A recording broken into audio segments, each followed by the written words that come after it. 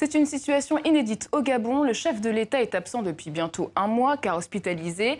Ali Bongo a été placé en indisponibilité temporaire, expression utilisée par les autorités. Au Gabon, cette vacance du pouvoir a donné lieu aux plus folles rumeurs. La Constitution a été modifiée entre-temps pour pallier son absence.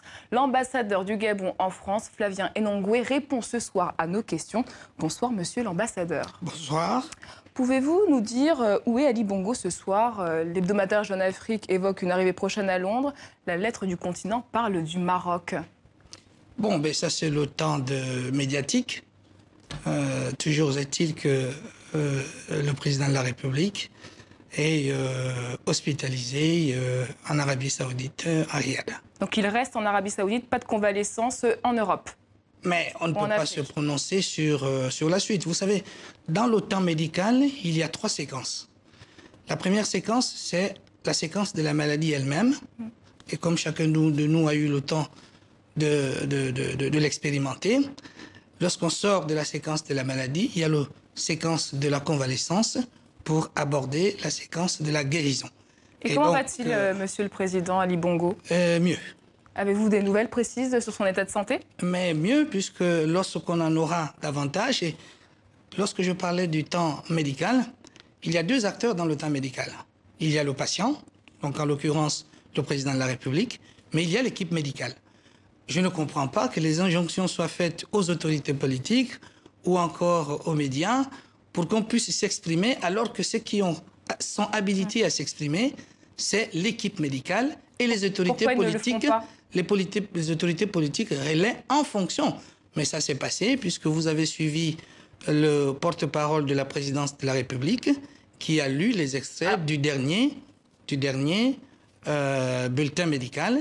Donc lorsque l'équipe médicale jugera nécessaire de communiquer pour un autre bulletin médical, les autorités politiques interviendront pour donner l'information. Je reviens au début. Alors, le pouvoir avait évoqué un malaise, la fatigue. Est-ce que le président Ali Bongo a-t-il été victime d'un accident vasculaire cérébral, comme plusieurs médias l'ont écrit? Bon, mais ce sont les médias. Est-ce que vous pouvez nous répondre oui ou non ce soir? Bon, mais AVC ou pas? Je ne pense pas que je sois venu ici pour répondre de façon injonctive à ces questions. Ce que je peux vous dire, c'est que, et ça a été dit par le porte-parole de la présidence de la République, le président de la République est hospitalisé à Riyad. Alors, le gouvernement a très peu communiqué, vous le dites, sur l'évolution de son état de santé. Alors, dernier communiqué écrit de la présidence, Ali Bongo est en phase de recouvrement de la plénitude de ses facultés physiques. Alors, tout le monde se demande qu'en est-il de ses capacités intellectuelles? Ont-elles été impactées Non, mais pas du tout. Puisque je vous l'ai indiqué tout à l'heure, ce schéma reste valable. Il y a la séquence de la maladie elle-même, le moment venu. Il en sortira lorsque l'équipe médicale le jugera nécessaire pour entrer dans la séquence de la convalescence avant celle de la guérison. Voilà les 3 séquences du temps de la maladie. Donc, 3 séquences, 2 communiqués vagues en un mois, peu d'informations officielles. Ça peut quand même générer un climat de suspicion. Non, c'est pas... Vous comprenez que les Gabonais trouvent ça un peu suspect quand même. C'est très difficile de pouvoir se prononcer à la place des Gabonais à partir de Paris. On a fait des reportages sur place où les gens disent clairement pourquoi on ne les informe pas sur l'état de santé de leur président. Et ça, on a des preuves à l'appui. La seule chose que je puis vous dire, c'est qu'il y a les informations. Mais ces informations ne peuvent pas suivre le rythme de l'autre temps, c'est-à-dire le temps médiatique, qui est celui de l'urgence de l'information. Le temps médical n'est pas celui du temps médiatique, qui n'est pas non plus celui du temps politico-institutionnel.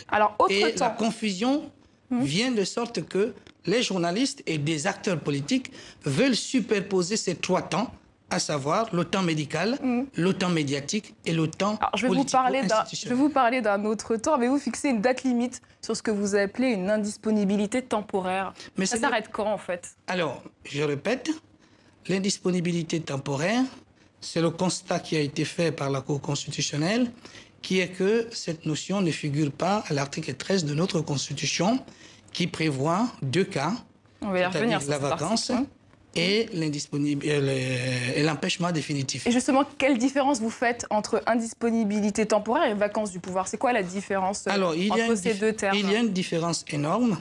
Lorsque vous avez la vacance, il y a un processus qui ouvre droit à un processus irréversible de transition. C'est-à-dire que la personne, donc le président de la République détenteur donc de la légitimité de gouverner, peut revenir, il va revenir et il trouvera qu'on a décrété qu'il y a temporaire. Or, l'indisponibilité temporaire, comme son nom l'indique, c'est que le président de la République est dans une situation où il n'est pas libre de ses mouvements du fait de la maladie. Mais il n'est pas appelé à rester constamment dans la maladie, puisque je vous ai indiqué tout à l'heure qu'après le temps, la séquence de la maladie, il y a la convalescence, et de la convalescence, il y a la guérison. Donc, c'est pour éviter d'entrer dans une injustice, parce que ce serait une injustice de pouvoir décréter, alors que vous n'avez pas d'éléments, un empêchement définitif ou encore une vacance de pouvoir. Mais je comprends bien les hommes politiques qui veulent entrer déjà dans le temps électoral. Je n'ai pas parlé des hommes politiques, je parlais des Gabonais. Oui, mais, je parlais des citoyens gabonais qui sont en droit de se demander qu'est-ce qui se passe à Riyad, en Arabie Saoudite, depuis un mois. Autre chose qui a énormément choqué aussi, c'est cette modification de la Constitution. Vous avez ajouté donc à l'article 13 un alinéa qui permet au vice-président de remplacer Ali Bongo sur certaines fonctions. Pourquoi avoir modifié la Constitution sans consulter le Parlement? Alors, là aussi, il s'agit de... Voilà, le torrent qui a été déversé sur la Cour constitutionnelle est injuste, tout simplement parce que soit les gens s'expriment pour des raisons politiques, ou bien c'est par ignorance. Je vais prendre un peu le temps d'expliquer de quoi il est question. On appelle ça, techniquement... Faire une synthèse quand même, puisqu'on a une question qui arrive. Mais il faudrait bien qu'on explique, parce que vous avez dit pourquoi vous avez modifié la Constitution, ainsi de suite. Il faudrait bien qu'on prenne le temps d'expliquer. Il s'agit de quoi? On appelle ça l'interférence. Techniquement, on appelle ça l'interférence. Et l'interférence, c'est quoi? C'est une norme dont le juge est l'auteur. Une norme dont le juge est l'auteur. Et il y a deux types d'interférences. Il y a des interférences qui donnent la ligne directrice, donc qui sont permissives. On permet au Parlement de faire ceci. Mais il y a des interférences qui sont prescriptives. Donc ces interférences prescriptives donnent la possibilité au juge constitutionnel de pouvoir édicter une norme provisoire le temps que le Parlement s'en saisisse pour pouvoir en faire une norme définitive.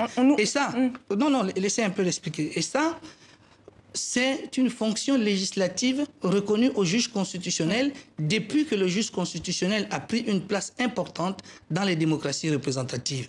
Et si attelé, c'est parce que nous, dans la tradition française, on n'a pas souvent cette réalité d'une interférence prescriptive.